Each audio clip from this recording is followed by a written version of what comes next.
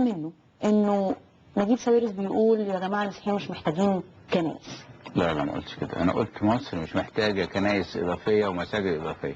مصر محتاجه مدارس كويسه، محتاجه مستشفيات اكتر، محتاجه علاج وتعليم صالح. مش دي الاولويه اللي في حياتنا النهارده؟ مش الدنيا ضيقه يعني الناس مش لاقي حته تصلي فيها؟ ما كلنا بنصلي. ومع احترامي برضه لاخواتنا المسيحيه، مش الكنائس يعني الواحد واقف خابط في اللي جنبه، يعني مش كده العمليه، ولا المساجد يعني.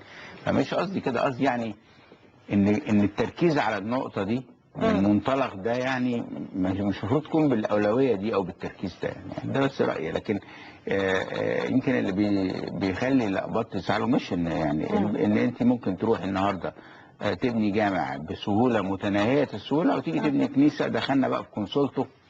لا ده قرار جمهوري كمان يعني. لا يا ريت يا ريت. متاهه يعني لما تعرفي تفاصيلها تلاقيها يعني حاجه تهلك من الضحك يعني حضرتك شايف انه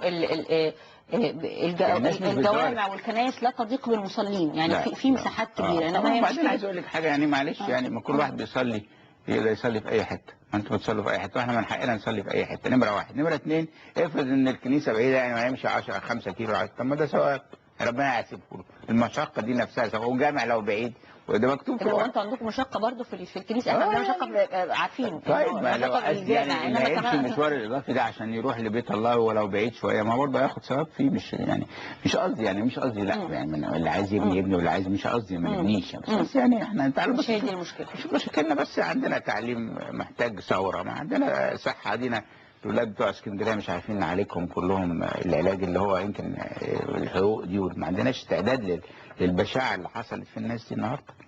في انا لسه يعني جاي لي كميه ايميلز على حالات وبتاع وكده.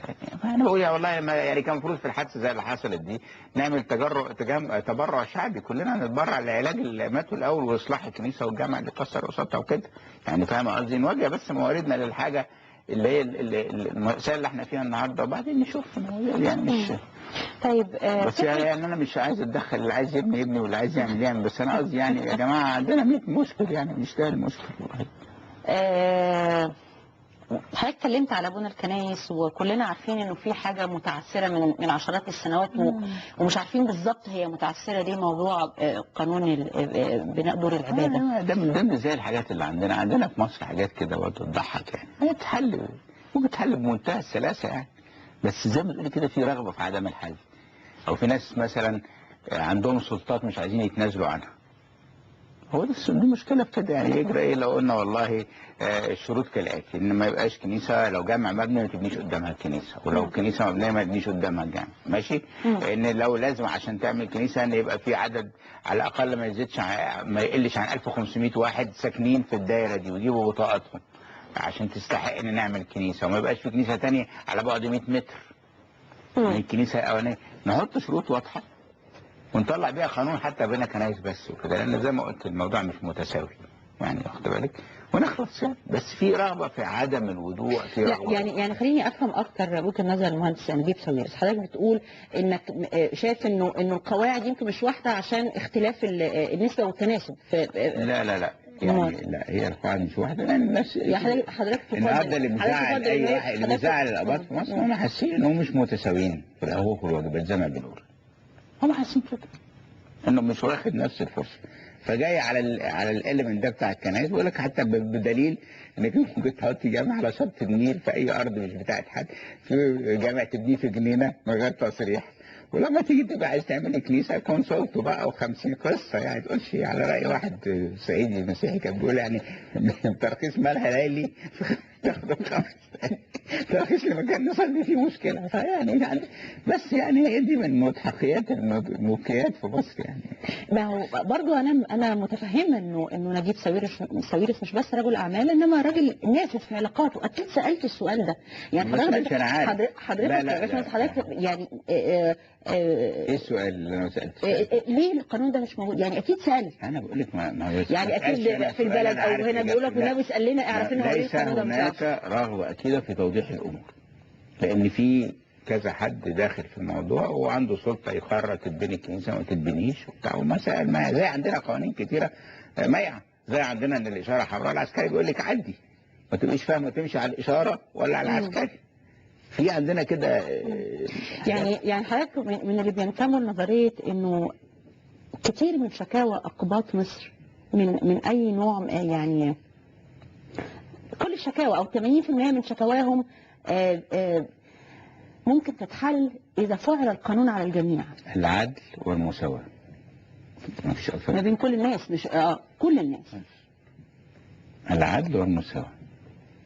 إذا كان أنت من حقك كمسلمة تبقى رئيس وزراء، من حق واحد مش هيطلع مرة يبقى رئيس وزراء أو رئيس أو غفير أو رئيس هيئة أو رئيس جامعة أو دكتور نساء أمراض نساء. انا كنت هقول لك نركز مع كل الرؤساء، مع أو يشتغل في الأجهزة الأمنية أو يخش الجيش ويبقى لواء. يعني المسألة من ضياعين وقت في تفاهات موروثات ابتدت رأيي الشخصي من مش أنا عشان مش عايز أزعل الناصرين، بس هي ابتدت من ثورة 23. قبل 23 يوليو كنت رئيس وزراء ابتي، وكان الوزير الخارجية ابتي، ورئيس مجلس النواب كان ابتي، واللي رمى نفسه قدام المسلم عشان يموت بداله. يعني كلنا عارفين القصة انه اتحنى وعارفين كل القصص دي. ايه اللي حصل بعد 52؟ طيب حد حل انا عندي تحليل. يعني مهندس نجيب ساويرس، في ناس بتشوف المطالبات دي على انها مطالبات بفرض نوع من المعامله الخاصه، بمعنى لا انه في ناس تقول انه نهايه المطاف لكلام مهندس نجيب ساويرس ده انه نعمل كوتا في مجلس الشعب. لا مش ده الحل. بصي نرجع لنفس الكلمه اللي قلتها في الاول، العدل والمساواه. هقول لك اكتر من كده. انا رايي ان ما ينفعش في الحدث ده نيجي نتكلم عن مطالب الاقباط. مع احترامي ان الراي ده مش هيلاقي القبول عند الاقباط. لا، احنا مصريين الاول، واخده بالك؟ هذا عمل موجه لمصر.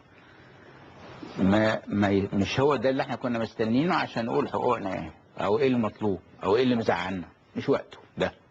اللي مزعلنا ان واحد مجرم حط قنبله في مكان يعبد فيه الناس الله الواحد وهم بيصلوا، وعمل الدمار اللي حصل ده اللي مزعلنا دلوقتي. اما المطالب دي والمشاكل دي يا ريت نستغل الجو الايجابي الموجود دلوقتي، ان نقعد نشوف ايه مشاكل تافهه موجوده، موروثات من الخمسينات موجوده، مش حدش عايز ياخد قرار انه يغيرها. واضح وشجاع. طب ما احنا لما بنرجع لورا عشان خايفين من المتطرفين. ما هو المساله انك انت خايفه تاخدي قرار صح. زي حد يجي يقول ايه، ما اصل احنا لو عملنا كده يبقى مشينا للضغط. ضغط ايه يا عم؟ هو العدل محتاج ضغط؟ العدل ايه؟ العدل مش محتاج ضغط. ضغط ايه؟ وانا كل مره بقى نقعد نقول ده في ضغط، ده اصل استنى عشان بيضغطوا علينا من الخارج. ما احنا اللي جايبينه لنفسينا ونخلص منه، مش عايزين حد يتدخل. اي طب يا عم نحل مشاكلنا اللي هنا جوه. خد بالك؟ زي انا برضه يعني الناس زعلانه من الموضوع نجا حمادي. طبعا لهم حق يزعلوا، مش عن حادثه.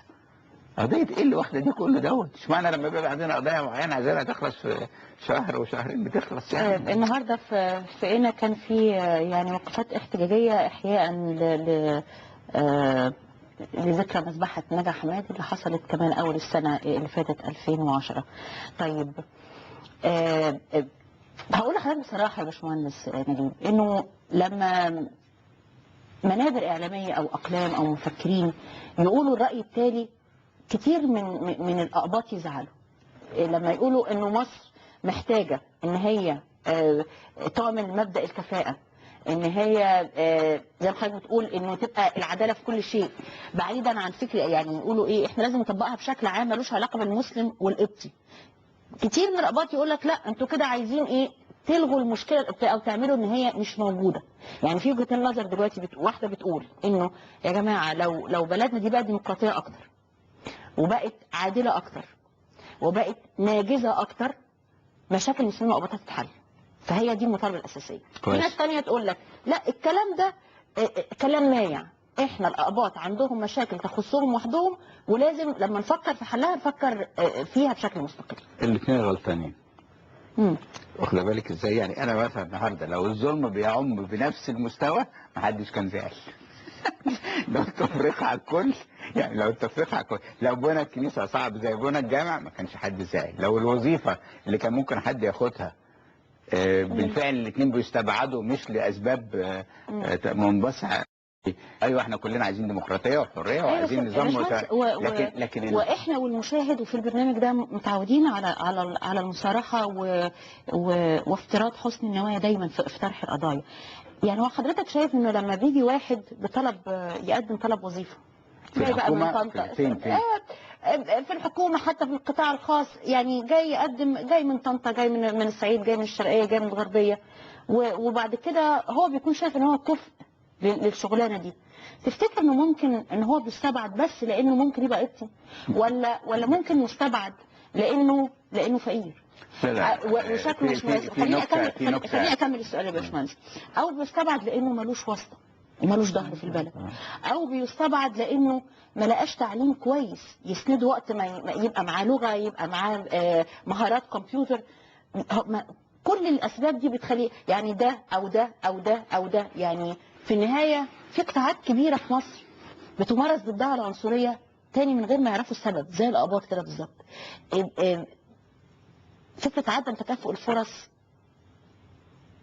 بتصدم كتير جدا من المصريين يا باشمهندس. يا سيدتي الكلام ده مظبوط، لكن للاسف مش هتقدري تخليني ما اقولكيش يعني. خد بالك ازاي؟ للاسف الجزئيه دي بتاعت القبطي بيمنع من مناصب واماكن كثيره جدا، يمكن مش المجال اللي الخوض فيها هنا، لان الناس كتبت فيها وقالت فيها ويعني انا مش عايز اقعد اعيد وازيد، لان حتى قبل ما اجي قال لي في واحد قال لي ما تجيبش سيره الموضوع ده. مين اللي قال لك؟ واحد كان معايا، صحفي كان معايا، لما بقول له يعني ده مستشارك الاعلامي لا ولا؟ مش مستشار ولا حاجه، كان بالصدفه بيعمل معايا حوار. قلت له يعني في طبعا اماكن كثيره جدا، لو يعني مش عايز اقعد اعيد وازيد فيها لان مش وقته. انا طيب ما هو في حد اتفاق، يعني حضرتك بتقول انه انت بتتكلم على بعض المناصب الحساسه. ما هي يعني ايه حساسه بقى؟ ما هو خليك معايا، ما انا عايز اشرح لك حاجه. اللي مجنن اي واحد ابن مصري هو التشكيك في وطنيته. اذا كان انت قصدك الاماكن الحساسه دي مثلا الاجهزه الامنيه، يبقى انت بتشكك في وطنيه المصري المسيحي، مش مقبوله. من باسبوري اخضر، وانا يعني لو يعني مش مثلا مصري حتى النخاع ده، انا لو حد بس مصر دي بهمسه لما شايبات بالليل على النور مش هيطلع للنور، فاهمه ازاي؟ فازاي انت بتيجي تقول لواحد زي ده لا انت ما تقدرش تبقى في المكان الحساس ده اللي انت، مش هنقعد نقول ايه الاماكن الحساسه لان هي وسعت قوي كمان. كان زمان الحساسه كانت حساس، يعني دكتور طبيب نسا بقت اماكن حساسه دلوقتي، امراض النسا بقت حساسه، رئيس هيئه قوميه بقت حساسه، رئيس جامعه حساسه. يعني هقول لك ايه بس يعني مش كل يعني عايز اقول لك ايه، حتى الظلم الواقع على كياس الجموع الشعب النهارده مش متساوي. لو كلنا مظلومين بنفس الطريقه قبل الديمقراطيه وقبل الحريه ما كانش حد زعل. يعني فاهمه؟ يعني ما حدش عنده ضمير في مصر النهارده يقول لك لا ما فيش تفرقه، ما اعتقدش. لا في وقته نتكلم عنها دلوقتي عشان اللي حصل ده، لا مش وقته. دلوقتي وقت نقف مصريين كده نوري ان احنا جدعان، وان لو زعلانين من حاجه مش وقت، لان دي مش ضربه موجهه، دي مش ضربه طائفيه، دي ضربه واحد عايز يخرب وطن، عايز هو خابت. عايز اقول لك خابت خيبه تمام، ما عدا الجرحى والشهداء دول، لكن لان ولعت المشاعر المصريه الاصيله. انا بقول لك انا عمري ما شفت. طب تسمح لي يا باشمهندس، يعني ممكن يعني مش عارفه اذا كانت دي اضافه ولا شيء مثير للشجون اكتر ولا يضايق المشاهد، انه اعتقد ان العنصريه الاكثر ممارسه في مصر هي العنصريه اللي لها علاقه مش التشكيك بقى في ولاء القبطي البلد، وانما في التشكيك في ولاء المصري للمنصب او للمهمه اللي هو بيقوم بيها. يعني معظم او كتير من المهام توكل لاهل الثقه اللي لهم ولاء لاشخاص، مش لهم ولاء لاعمال، مش لهم كفاءات لاعمال.